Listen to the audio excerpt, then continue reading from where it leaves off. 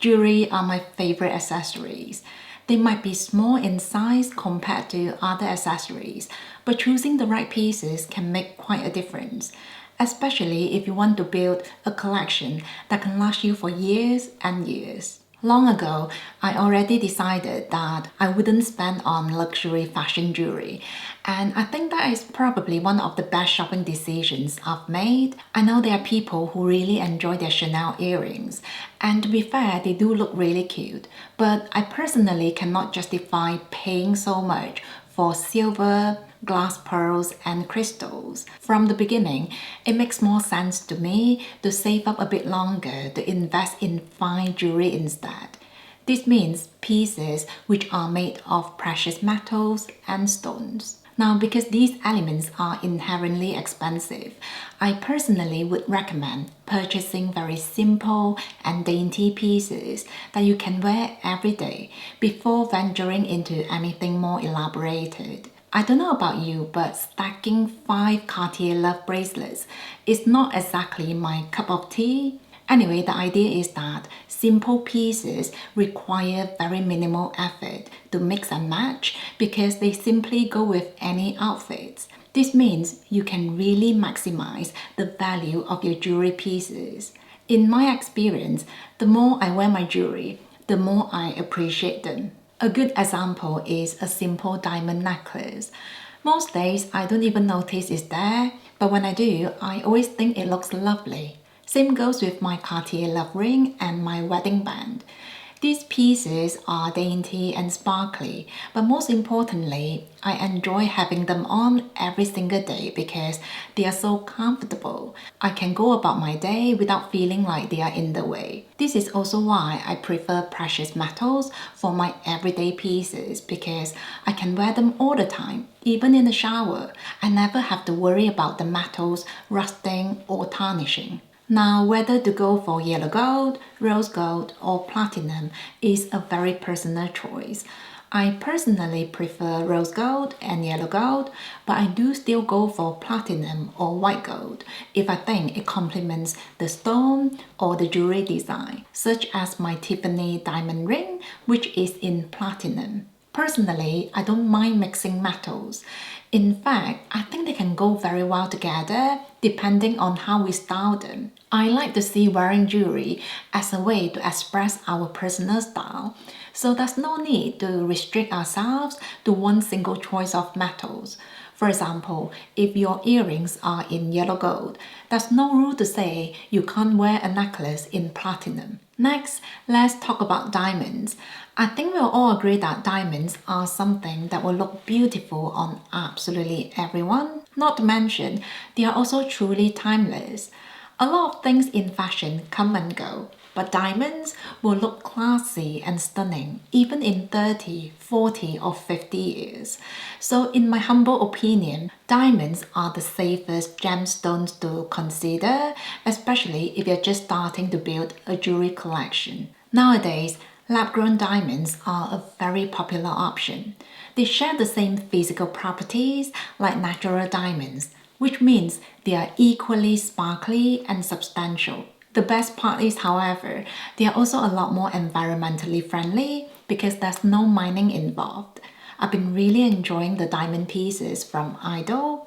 They are certainly the best place to look if you're looking for sustainable fine jewelry pieces because they only feature lab-grown diamonds. What I love the most about their designs is the element of versatility. If you just want something really simple and classic, their diamond studs will be perfect for you.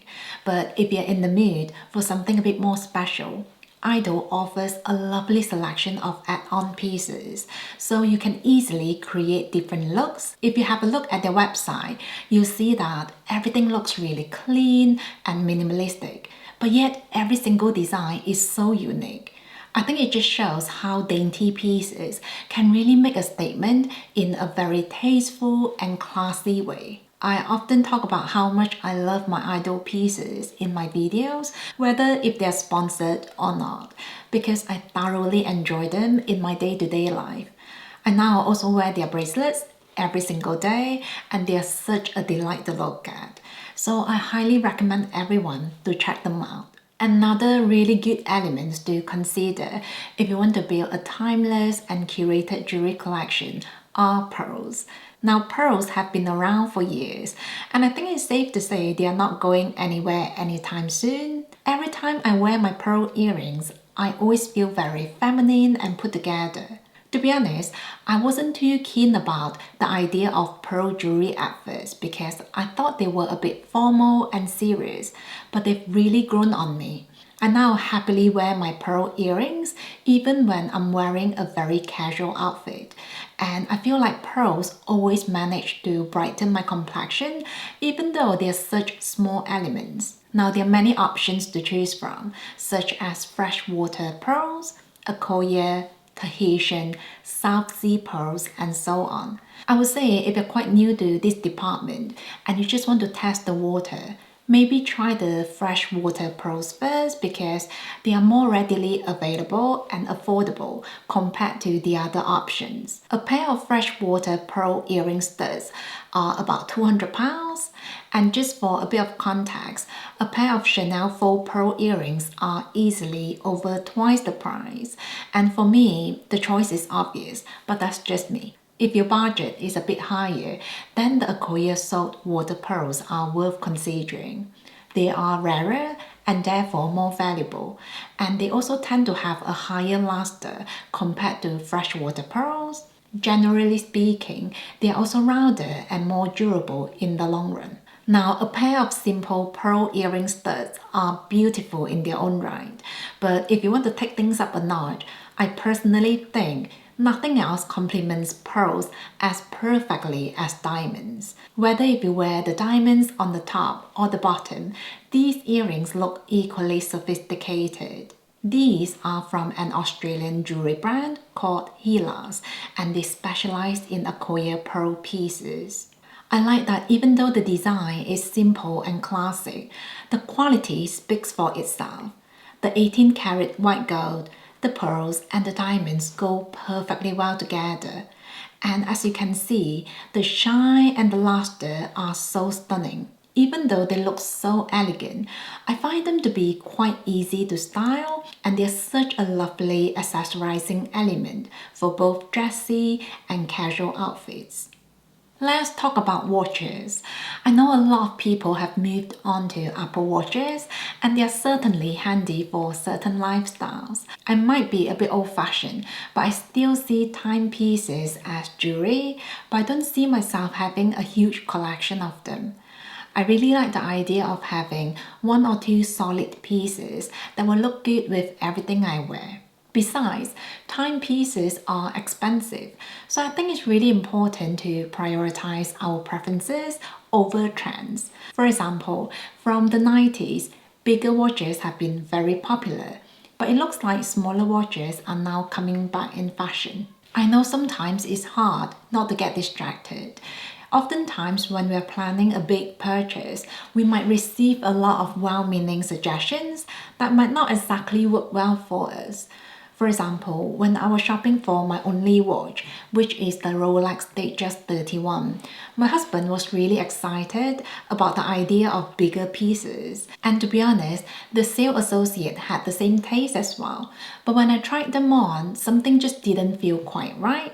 In the end, I went for the size 31, which feels lovely on my small wrist.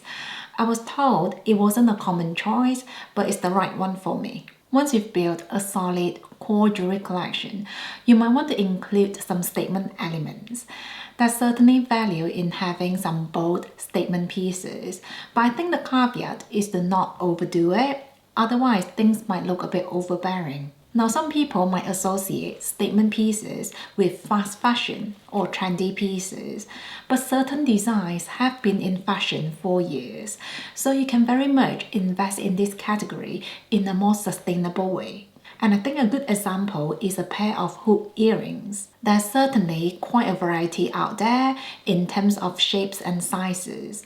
I personally prefer mine to be on the smaller side, but I think the bigger hoop earrings are very charming as well. These are in 14 karat gold and diamonds, so it's quite a treat for a statement piece. But I find that when you invest in substantial materials, you tend to be more careful with your purchase, and in turn, it helps to keep your jewelry collection more curated. Personally, I tend to go for my Hermes leather bracelets whenever I need a statement piece to complete my outfit.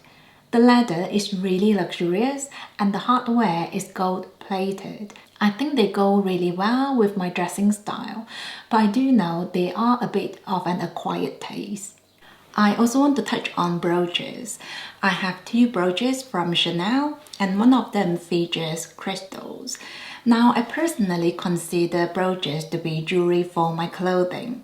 They are a lovely finishing touch, especially for very simple outfits, but I don't wear them enough to justify splurging on diamonds or precious metals. For me, these are just icing on the cake, so it might be a good idea to prioritize on other areas first when building your core jewelry collection. But these are very nice additions once you've built your collection. For me, having a curated collection of very carefully selected jewelry pieces can really elevate any wardrobe. In fact, as someone who's downsized her wardrobe quite a bit, I think jewelry can make a small wardrobe so much more versatile. Let me know what are the jewelry pieces that you've been wearing for years and that you still really enjoy.